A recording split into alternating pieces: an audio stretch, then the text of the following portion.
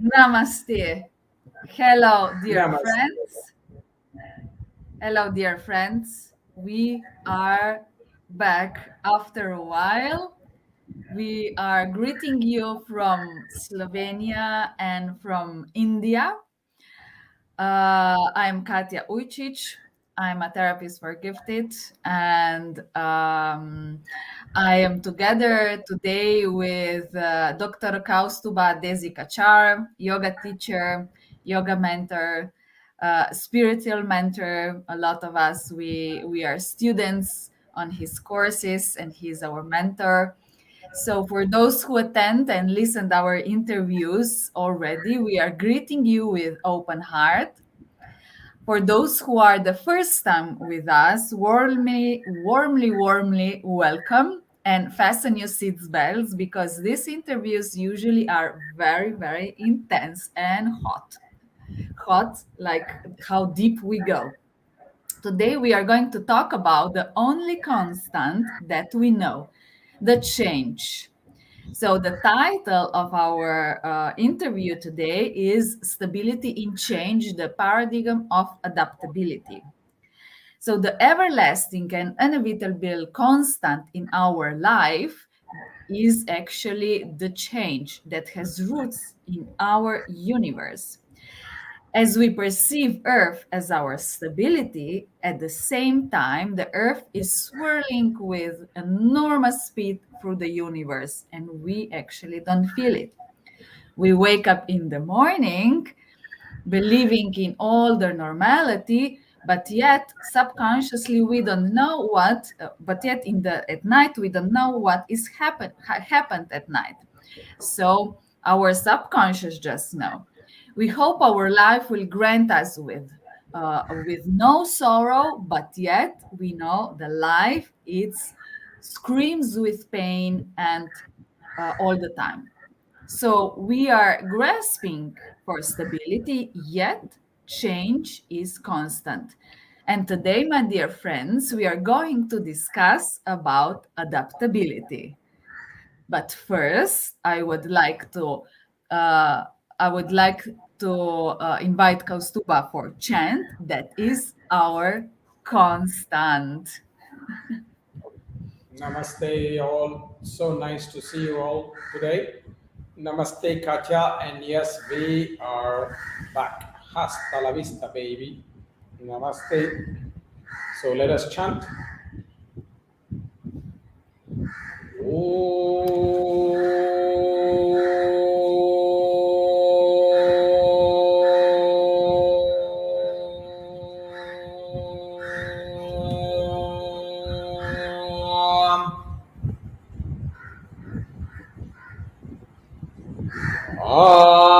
आयातु वरदा देवी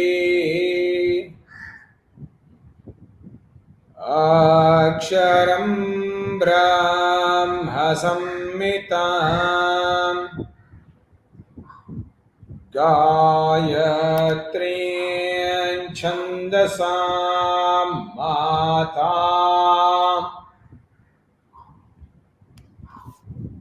इदं ब्रह्म जुषस्वनः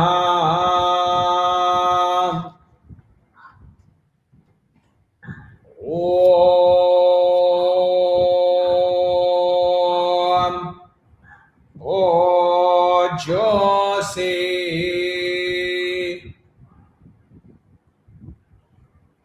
ॐ सहोषि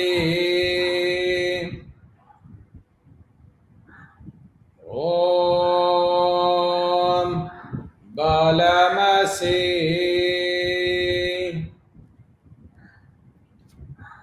ॐ भ्राजोषि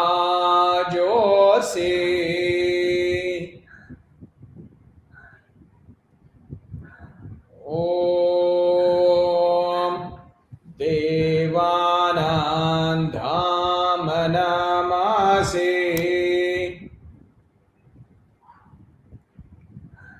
ॐ विश्वमसि Om Veshvayuh.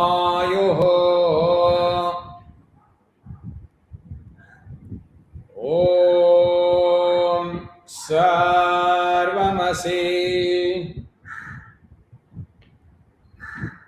Om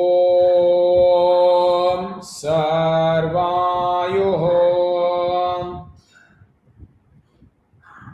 Abhibhorom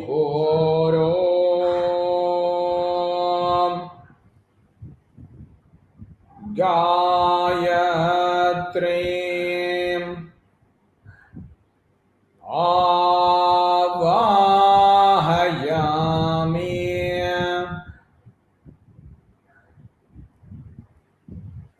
Savitrim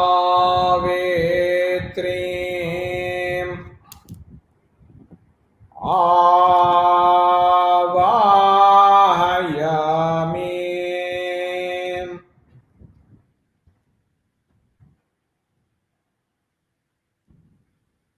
Saraswatim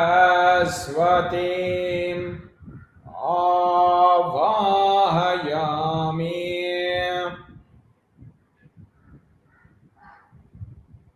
Om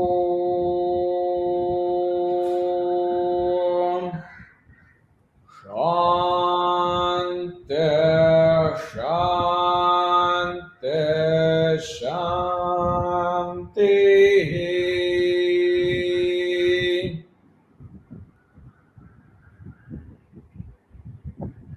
Namaste, my dears. Namaste, Katja. Namaste, Kausthubha. Thank you very much for the wonderful chant. Did you choose something special for us? This chant is about the Gayatri, the sun in the female form, and it Yes. is asking us to invoke the sun into our heart because the sun is considered a symbol of stability because it's constantly there, always for us. At the same time, it's also changing because the sun's position is moving slowly each day from north to south half the year, and then from south back to north the other half of the year. So even though it's a symbol of stability, it keeps changing, and that is the reality of life as well. We need to embrace both something that is stable, but also embrace that what is stable is also changing. For example, today is Friday, and 1 week from now it'll also be Friday. But this Friday and the next Friday will not be the same. There'll be different Fridays, but even though they are Fridays. So there is stability because we can actually predict that 1 week from now will be another Friday, so that's stable. But at the same time, there is change because from now to then, not only the Friday will be different, not only because of external circumstances, but also because of internal circumstances, because we would have changed. So sometimes, even when we come back to the same place, it's different. How is that proverb? When we step into the river is always a different river. Yeah, it's never the same. Exactly. Exactly. It's something that you can also think about, like when you go to the beach, for example. You stand in the same place each day, but or even the same day you stand in the same place, but the waves that come to you are not the same. They are different waves each time. Sometimes they are a bit more stronger, sometimes they're a bit more weaker, more gentle. Sometimes they are soft and bubbly, and sometimes they are not so soft and bubbly. So it's something that is very, very fascinating. Yeah. Yes, as we said, actually, the real constant is change. Yeah. So let's greet our friends. Kausthubha, we have Aurelie, Jana, Merlin Monroe. Hello to Frankfurt. Valerie. Hello to France. Norcie, Erika, Chandula, hello all of you. So nice to read you and to see you here.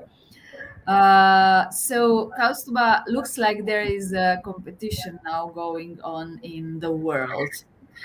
Who will adapt first, coronavirus or people? For now, I think the winner is a virus. What do you think? I think when you look at human history, I think humans are very slow to learn and adapt and change, because we seem to be repeating the same mistakes again and again. And so I think that things like the coronavirus are much more quick learners and quick adapters than perhaps we human beings. Because if you look at our history for 5,000 to 6,000 years now, as a civilized society, so-called civilized, we seem to be repeating the same mistakes again and again. I mean, in so many parts of the world, it doesn't matter which part of the world, it's in so many parts of the world, it's the same. We seem to be very stubborn about our ideas, about our ideologies, about the kind of lifestyle that we seem to embrace. We do it, we change if it is suitable for our temptation, but we don't necessarily change if it is actually for the greater good of the society in the whole. If there is something very selfish for us, we will probably change. For example, if we are going to have a life and death situation with, let's say, alcoholism, maybe we may force ourselves to change. But if we want to change so that other people are also happier, somehow we seem to be much less open to that idea. If you see how people are reacting to climate change issues or social issues, you see that even corona, people seem to be reacting much less openly than if it was something that would be personal. So human beings are a bit slow in this. We are all a bit slow, and I think this will probably lead to more suffering for us than enlightenment. Yeah. Yes. Yes, well, I have one news. So we go forward in technology. So we are also changing, and we are streaming live also on YouTube, on my YouTube channel.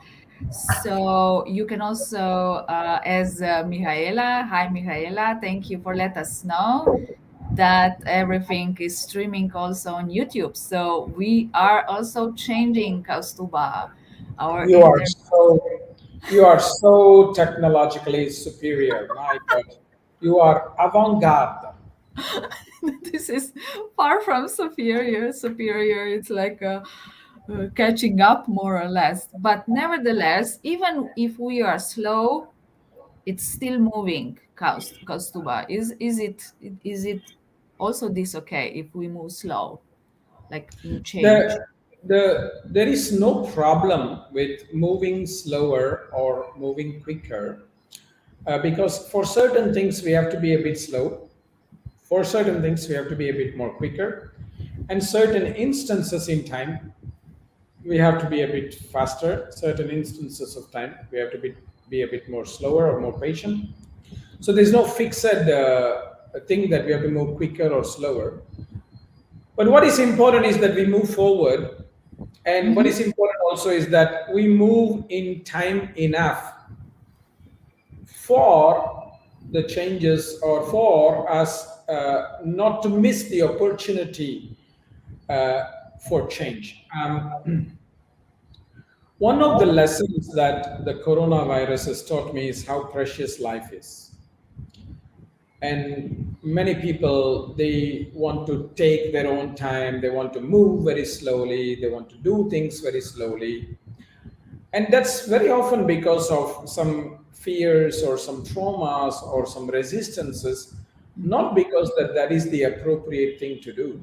And I've seen how many people have missed the opportunity to live their life fully, because life is so um, subtle and so delicate. It can just be gone so quickly. I've seen many young people die in the last few years, not only because of corona, but also because of other problems, because they could not get help from the medical system, or they could not take care of themselves enough in time, etc. So people don't realize the the preciousness of life, the sacredness of life, and how fast that time will go. So to keep saying, oh, I need more time for change, oh, I will do it tomorrow, I will do it later, sometimes is dangerous. Sometimes is very dangerous. There are certain things, for instance, where taking time is not a problem. Like if somebody is at a surgery and that they have to go back to work, they can take time for them to heal, and then they can go. They don't have to go immediately the next day after the surgery. But there are so many things that people postpone, like, for example, for the issues like the environmental crisis, or issues concerning social welfare and things like that, racism and all those kind of inequalities in gender issues, things like that, that they think that they can deal with it or postpone it later. And that's the problem. Some of these issues are a bit urgent, like energy, climate crisis, for example. I think Energy it's crisis. yeah, Also, I'm yeah. sure. Yeah, you have energy crisis in Europe a Yeah. lot, especially, and it's in a very Yeah. delicate spot because of political situations.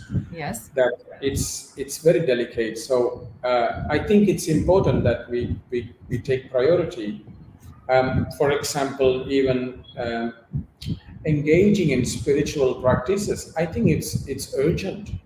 People have become so we have moved so much into the materialistic domain that we don't realize how quickly we have lost precious things in this life. We Yeah. don't realize how much precious things we've lost. And I was just talking about it with my students 100 years ago. People like my grandfather lived in 1922, for example. There were people like my grandfather and few other yoga teachers. There were probably like a handful of yoga teachers in the world at this time. However, their knowledge was much more superior than many people today. However, when you look at the situation today, there's so many yoga teachers, so many people having even so-called ashrams and other things. But the quality of yoga is just dropping. They just sing and dance, oh, Hari Om, Hari Om, Hari Om, but there is no quality of teaching. And there is a spiritual lacuna, a spiritual vacuum, even in so-called spiritual schools. That's why I feel it's urgent to address these issues before it's too late. I mean, before it's too late. Do you think that the humanity can come to the point where there will be too late? Maybe it's just like that, the dinosaurs, yeah, they were, and then they extinct. Yeah. So maybe it's just that cycle of, and this is it. It's not like we are going to be eternal. I think with things like dinosaurs and other animals which became extinct, it was not, I feel, as a student of science, it was not necessarily their own responsibility for their extinction. External factors made them extinct. But I think with human beings, we will be the cause of our own extinction if we Yeah. don't wake up, if we don't change. However, I do believe, I do hope, and I do pray that when it matters, human beings will step up and wake up and not be lazy, and take steps enough to somehow change the direction Because if we don't, as a humanity, then we can only blame ourselves. We can't blame anybody else. And we Yes. are in that time now where we have to wake up and start making some efforts towards a better future. Yes, we are saying this almost every time when we have this interview. Yeah. So we are welcoming here also David Ujčič. This is my brother, and Natalia Babrovskaya. Hello, Natalia. I'm sorry for pronouncing your surname. So David is saying that people go very. It's very hard for people to change, and that we accept changes and the new things very slowly in this fast life.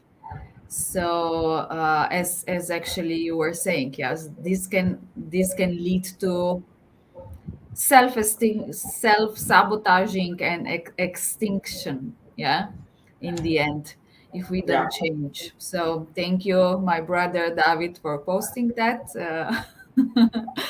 So Kausthubha, why is stability so important, and at the same time, why is also change important? Both are two sides of the, I would say, the pairs of opposites, and one has to exist for the other to manifest. So when something there is a change that happening, that change has to be sustained for some time for it to have an impact. But then we should not be attached to the change. We have to let go and somehow allow for the next cycle to repeat. When you look at plants, for example, nature, that is what they do. When you look at nature, trees grow into a very beautiful set of leaves and flowers, and maybe they give some fruit. But then in fall season, in autumn season, they drop all the leaves, they drop all the flowers and fruits, become almost skeletal, Yeah. so that a new manifestation can happen next year. So, but for some months, the leaves, the flowers, and the fruits, they need a stability, and that is what the tree is providing, a connection to the earth, a connection to what nourishment it deserves, because stability is important for nourishment. But change Hmm. is important for evolution. Yeah. Now, evolution does not mean we have to become something different. It basically means we become a better version of ourselves. We produce our most best potential. And it doesn't mean that in terms of quantity, it's more about quality. Like a mango tree may one year give 100 mangoes, the next year give 80 mangoes, the next year it can give 300 mangoes. It's okay as long as it's giving the most tasty mangoes. We must not compare it with last year. Oh, last year you gave 80, now you gave only 50, so you must be having a bad year. That's not important. Hmm. It's the same with our life as well. Every great genius, they produced many works, but not all their works were successful. Not all their works were as great as the others. So it doesn't mean that they are not genius or productive anymore. It's very important to understand that this basically is dependent on quality and function rather than quantity and form. And stability and change are the two sides of this. We need to have both, because one will sustain the other, because nature is something that is always changing. And to embrace the change, we need moments of stability. And there's also a more metaphysical way of understanding this, which is that it's only because of the stability that we can observe the changes. who is observing the changes is the stable one in us. That's what in yoga philosophy we call as Purusha, the stable one. Whereas the one that keeps changing is matter. That keeps changing every moment, every day, but there is somebody who is stable who observes the changes.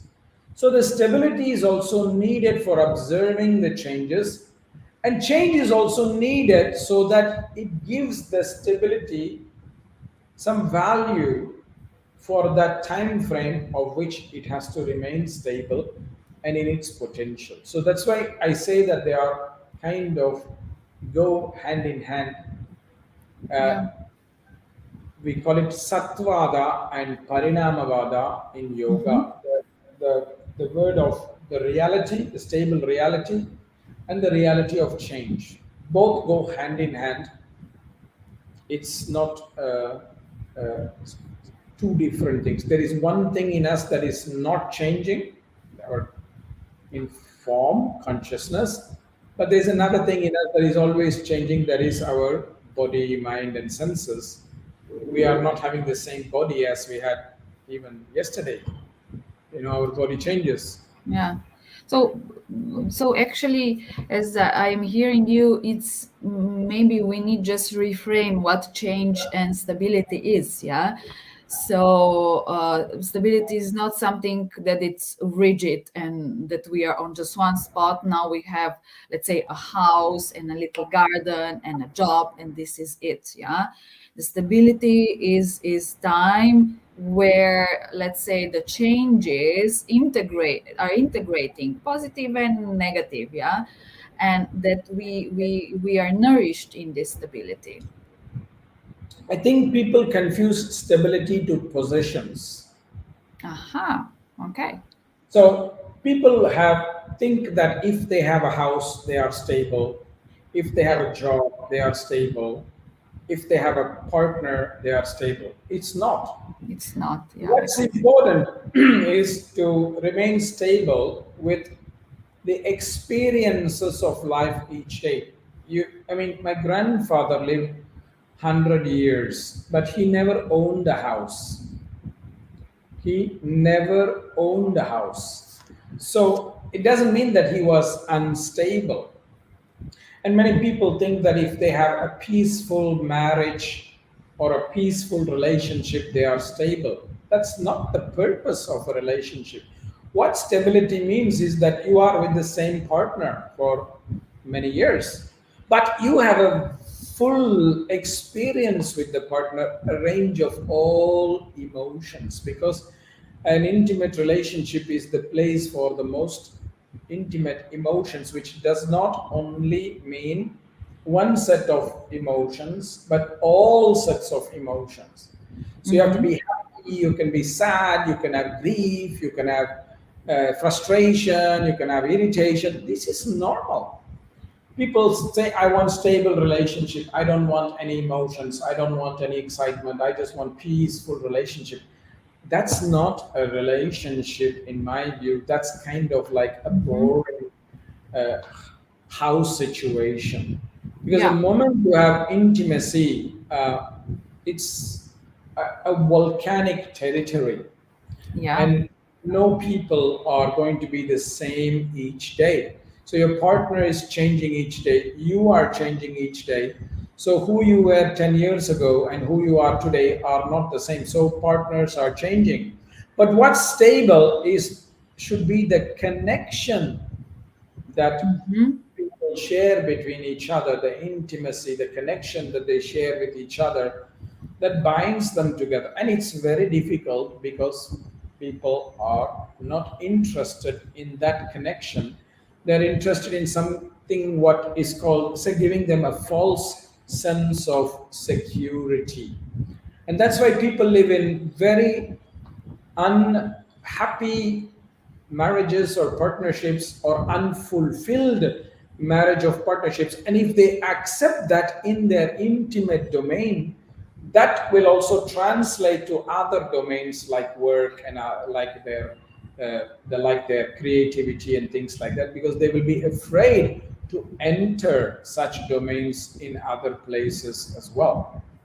Basically, it means they're not close enough with their own intimate self, because that is what is important. So all these are possessions. House is a possession, car is a possession, even a partner could be a possession if we are looking at them like that. My wife, my husband, my child, my friend, my brother, my sister. If we look at everybody as possessions, then we are in great trouble. And I think that is the biggest fault of humanity. We look at everything as possessions. That's the problem, and then we get into lots and lots of conflict. So what I would choose is to focus on connection, because connection is what is stability. And where does connection come from is the heart. Yes. But people are afraid to go into the heart because they want to control everything in their mind. Control is not stability. Yeah, I think that control will only lead us to instability. Yes, exactly. And I think this is why it was very, very valuable, as Chandula wrote, very valuable, informative, yes, that what actually stability means. Yeah. So it's not things that you said. I think I found this very, very important to acknowledge to me and to other people. Yeah. So, and the change comes also from the heart, I suppose. Witnessing of the changes from the heart, because if we don't witness it from the heart, then we don't see the changes. If we keep changing, we don't see the changes. So there is something in us that is non-changing, that is observing the changes. Yes. Draw a circle, the center is not changing, but this point around the diameter is changing, around the circumference is changing. So only when we stand in the middle, we observe all of these changes, and that middle is our heart. Mind cannot observe the changes because mind itself is changing from one moment to the other. Mm-hmm. When I say heart, I don't mean emotion. I mean that heart center where the light is, and that's where it is very, very important. And we get attached to possessions like family, friends, or car, or house, or whatever. And that's why we move away from our center, because we want to function from the place of attachment, which is sensual, emotional, rather than from a connection, which is from the heart center. Mm-hmm. Yeah. So we always refer to the change, almost always, as negative. And of course, sometimes they are the changes, yeah? Like, earthquakes, viruses, deaths, and so on.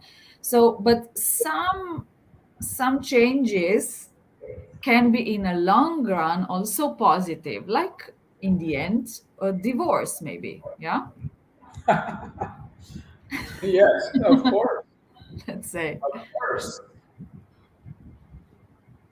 So, is that a statement or a question? Is it yeah, so how can we approach that, actually to have this awareness of that, maybe this change is not just something that will ruin my life, but the change is something that maybe is opening of something new to come and that I can grow, so how can we put this into awareness, not just by talking about it, but maybe in a deeper level. This is the question. Well, it's very clear, because what should be stable is the respect that we have for ourselves, and in turn live a life of respect towards others as well.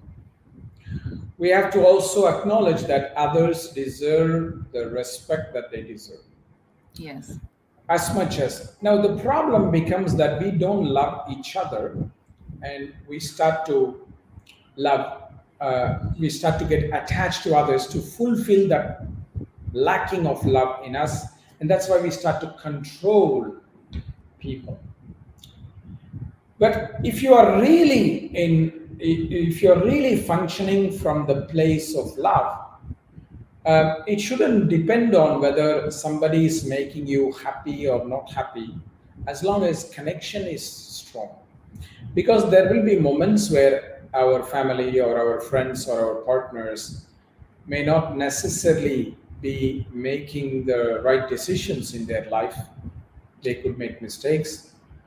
It doesn't mean that we have to start hating them or stop loving them. The important thing is to keep that connection. And I think that is what is the big lesson, because why is a divorce good in certain cases, like you said, is because the relationship is unhealthy.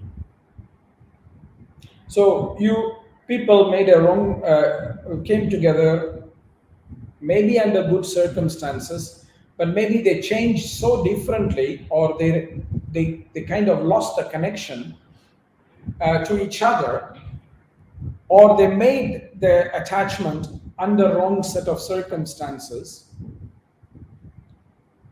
that they don't more feel healthy for each other after a certain point of time. Now, this happens because maybe one or both people are not interested in working in the relationship, on the relationship, which basically means that it's finished. So there is not a lack of respect. The connection is disappeared, or people find out that we are no more suitable for each other and things like that. So sometimes separation can be positive, and sometimes staying together can be negative. In some cases, it could be the opposite. Sometimes staying together in an appropriate and healthy relationship could be very helpful. Separation can be very harmful, especially if it's under the wrong set of circumstances. So I think we need to not put everything into one box, that this is always good, this is always bad, because things can change. Yes. Yeah. So Norcia is asking a question: is Corona to see as a change for humanity, and for the good or for the bad in long term? This is actually the question we are all questioning ourselves, yeah, and I think it's very important. So what is your opinion about that? I feel that this Corona is an opportunity for humanity to come together and change for the positive. What makes me very sad is, in this time, the great powers of the world are fighting with each other rather than coming together to find common ground. I'm very saddened that countries like America, United States, not America because the Latin Americans will not be happy, United States, Russia, China, they're all fighting with each other rather than working together as a way to solve humanity's problems. I mean, can you think about it? The resources that these great powers have, the NATO, for example, the US, China, Russia, India. If we can put all of our scientists together in the same room to fix a problem, do you really think they can fix it? We have the brightest minds in the world. But rather than collaborating, we are experiencing a situation of conflict. So the Corona is a very great opportunity, for us to come together, and I hope people will come together. I would really appreciate if all these governments can just put aside their conflicts and focus on coming together. And whether it's good or bad for humanity in the long term, it depends on what lessons we are willing to learn from it. For me personally, I have had so many positive lessons from the corona happen to my life. Of course, there has been some challenges as well, but I've had some very positive lessons that I've had, and I'm very grateful for that. I'm very grateful for that. So each one we have to see what we have to focus on. I never spent so much time with my mother before, but now for the corona, I've spent so much time. And I think it has been very positive because I think finally she has really understood who her son is, because she never understood me before. Wow. I think this is very positive. Good. And I think it's a great gift. And I also understand my mother better because we have been together for a long time, so I also can understand her much more better. I've had so much time to complete some projects that I would not have been able to do without the corona. We started our interviews in the corona Yes. time, so there is a lot of positive things that have happened. So there is not going to be only a positive or negatives out of this situation. There is also some challenging situations that the corona has brought. We have to accept it. But there are also beautiful lessons that we can learn from this. I've learned what is my priority in life. Health and family and dharma are the three most things that are so important. The realization that life is very precious and we can't keep delaying things Yes. forever. We have to take the risk and go Yes. forward, even if it is Mm-hmm. fearful. Sometimes, you know, we have been fearful sometimes, and so I think it's difficult to just give one answer. There will be some lessons that we can learn that are very good and positives, and some things are definitely going to be challenging. But what if you look at as a society is creating a divide between the rich and the poor. The gap is becoming bigger. Between the vaccinated and the unvaccinated, there is more conflicts. I think those are bad for our society. It's not equitable. It's not really democratic. It's not really freedom. It's not respecting freedoms if we are dividing society in this way, because we are creating conflict between each other. I know so many stories where even within the same family, people have started fighting with each other depending on their vaccination status, and that is not good. Yes. We have this challenge as well, Yeah. but there are also many positives that have been brought by Yeah. the situation as well. So maybe each one of us, and also dear friends who are with us now, and also later on those who will listen to us, you can reflect and have a self-reflection. What is your stability with this, let's say, more clear description of what stability is and what change is? You can write also down in comments. Let us know if you have any great insights. Maybe before we go into another very interesting topic about stability and adaptability, just of course maybe some advice more how to adapt more fluidity to the changes to us for the changes that are actually inevitable. Does, as you said before, this strong core or some strong point, yeah, does this matter? Yeah, we have to be open-hearted for accepting fluidity and changes. When you look at nature, everything is changing, and we accept that today the flower is a bud, next day it blossoms, the day after it falls off, it becomes old and withers. We accept it in nature.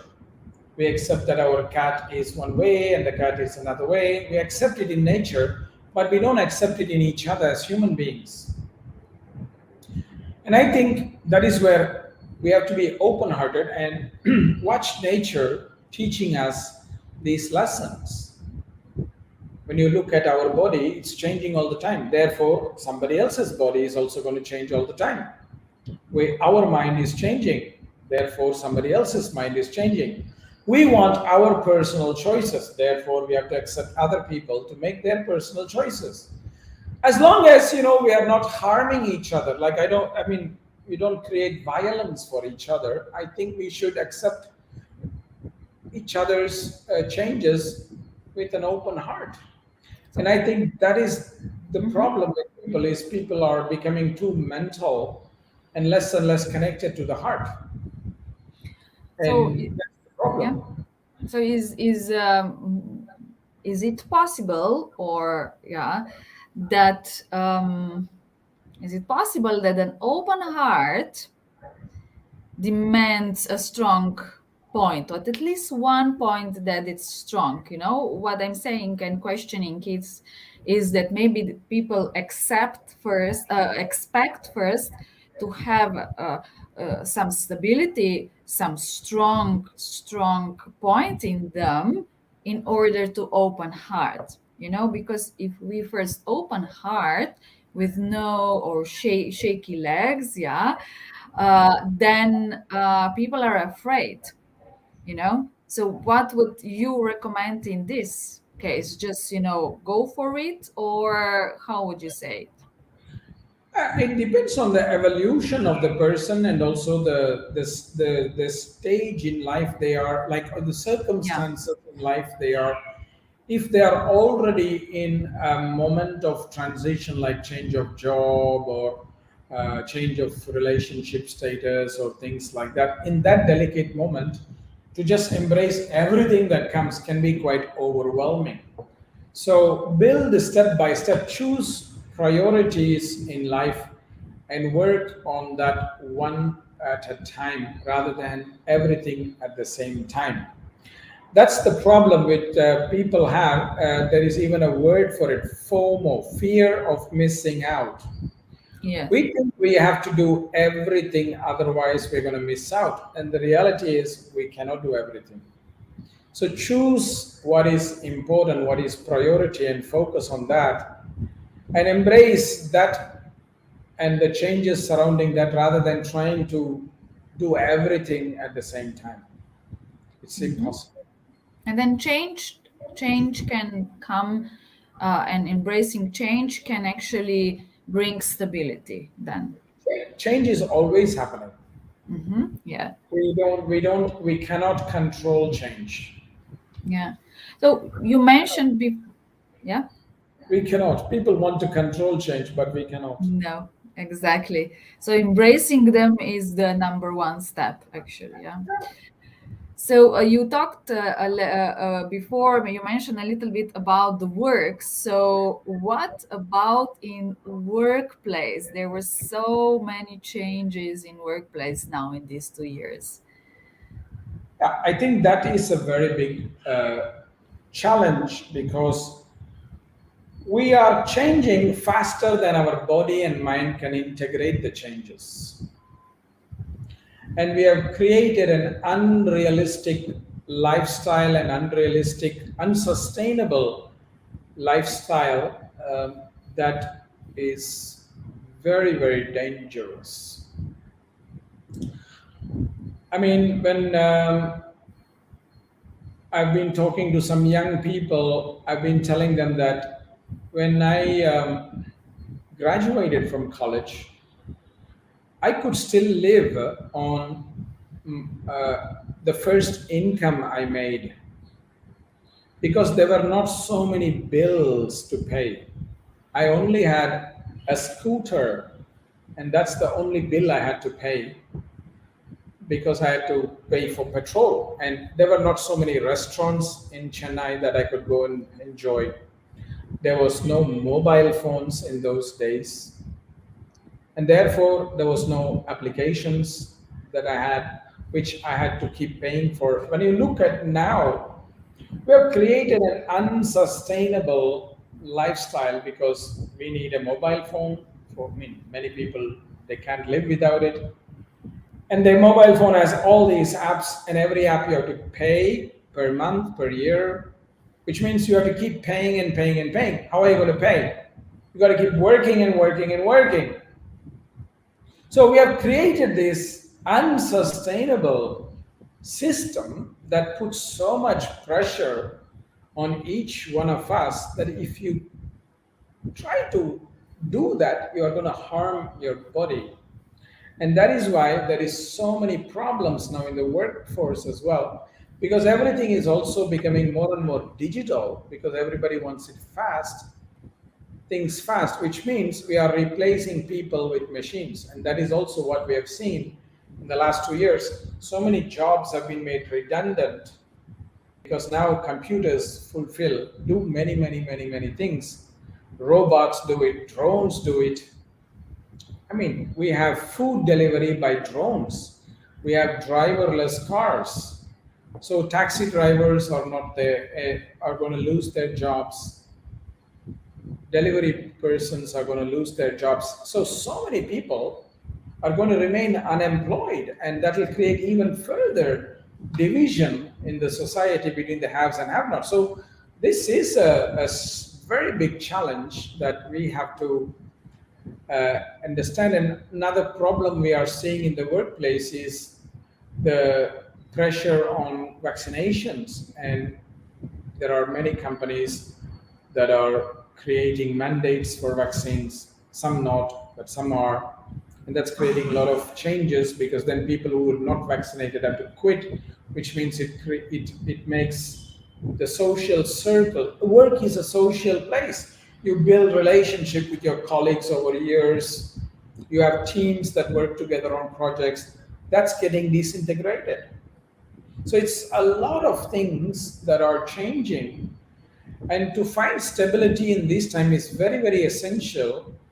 Otherwise, we will become very unstable and we will collapse. And this creates a lot of depression, anxiety, and of course, therefore, things like suicides and other things are also increasing. Mm-hmm. It's increasing. So what about leadership? Do you have a feeling we need to change also the leadership approach? I Because think we need I yeah. think we need mature, stable leaders around the world who are able to lead by example. But that is the problem we are facing now, is we don't have so many leaders, because a leader is somebody who leads by example. Leaders are not people who just say something and do something else.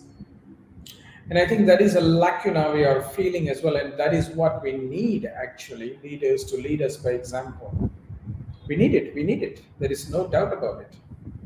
Yeah, so I have a feeling that the future that actually belongs to the nowadays children will be very much different, maybe even because it's faster, yeah. So but probably will be in a way positive and negative, yeah, from our perspective for sure. What kind of approach do you recommend in order to accept this, to be with peace or with ourselves? We have to accept what is happening, and we have to be conscious of creating less and less problems for them in the future.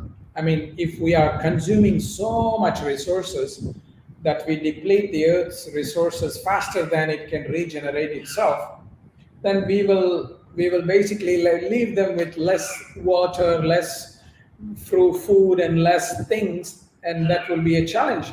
So if we can slow down a bit, we will actually leave a better future. I think in some dimensions they may have a better future than we have, but in some dimensions I think they will have a more challenging future than we have as well. So it is going to be a bit of both. I think that's gonna play out the way it will play out.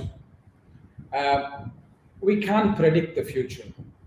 Uh, Nobody can predict, and so we just have to be open-hearted and accept the changes. But if we can make conscious choices based on what we need rather than what we want or what we desire, then I think we will readjust very well and slowly start to see that the earth will respond a little bit better. Mhm. I don't think the corona is just a problem of some virus or whatever. I also think it's a problem of consumption. That's it. If you look at it in a certain way, even if you look at it from the virus theory that it came from animals, then if you look at it, then it is based on excess consumption of such kind of animals, and therefore we are keeping them in very unsanitary conditions. If you go to the other extreme, to the other theory that, well, it's man-made, then it also is about consumption. Because why is it man-made? Because obviously somebody wants to control the world so that they can consume more. So one way or the other, it's a consumption problem which has created this. So if we can consume less, um, then I think it's a better thing. I studied management, as you know, from university, and we always call the customers as consumers. Yeah. And that's a terrible word, because if you keep consuming, that's the problem. We should keep it more like enjoyers, because if you enjoy something, you don't need more consumption. I mean, people have 5 cars, they don't Yeah. enjoy any of them. They have 20 pairs of shoes, they don't enjoy any of them. I Yeah. mean, 10 phones, 5 laptops. Why? Because it's a status. Oh, I like this, I like that, I like that, I like this. And they're not even enjoying or putting it into their dharma. So that's what we have to start doing. And I think if we can start doing, I think we will leave a slightly better future for our next generation. I feel very sad sometimes for the next generation, because there is more and more pressure on young people now. In India, for example, there's between 30 to 35 young children between the age of 5 and 11 committing suicide every day. That's only the age group 5 to 11. They are That's committing terrible. suicide between every day, about 30 to 35.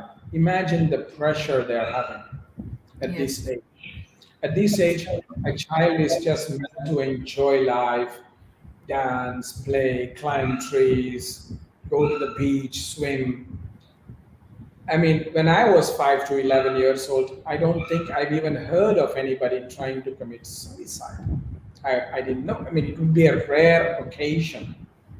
But now, there's between 30 to 35 per day. It's a lot. Yeah. It's a lot. It's one is too much. Yeah.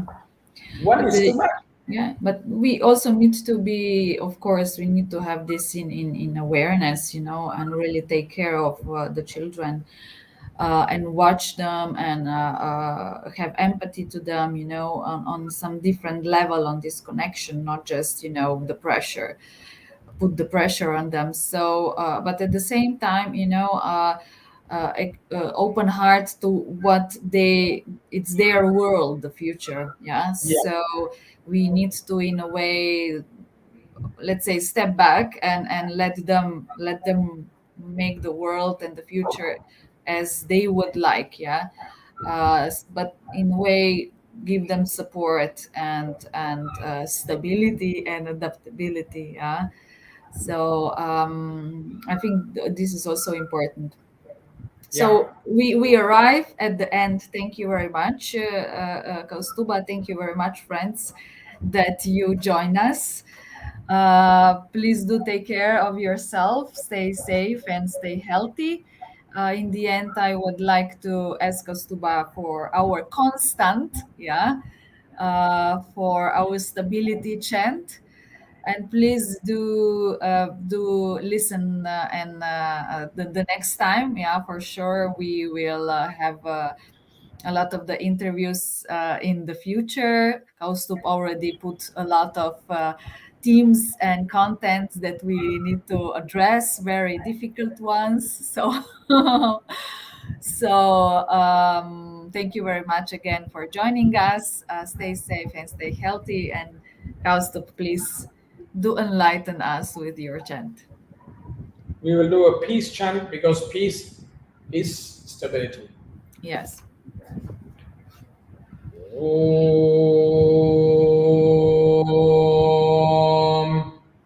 Shanno Mitra Shamvaruna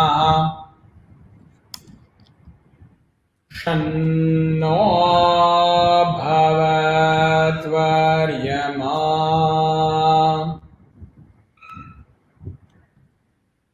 Shanna Indro Brihaspatihi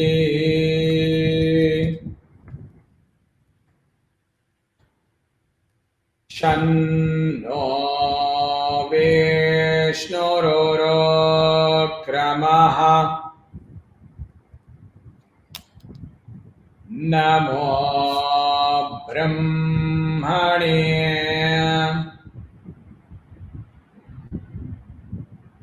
Namaste Vayo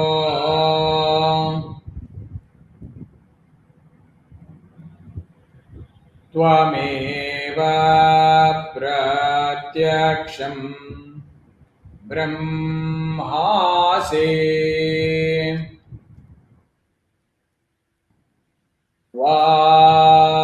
Tvameva Pratyaksham Brahma vadishyami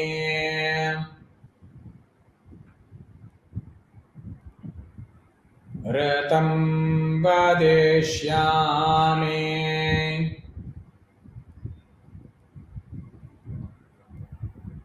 Satyam vadishyami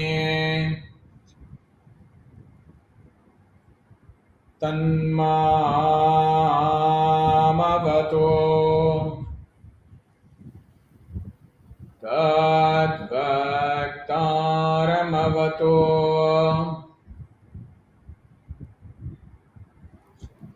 Avato Mam Avato Vaktaram Om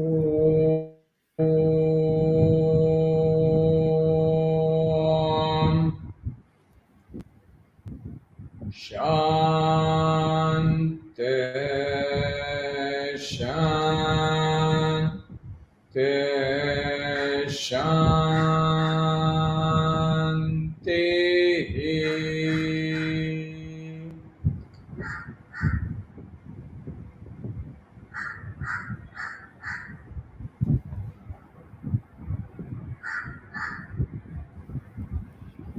Thank you. Namaste. Namaste.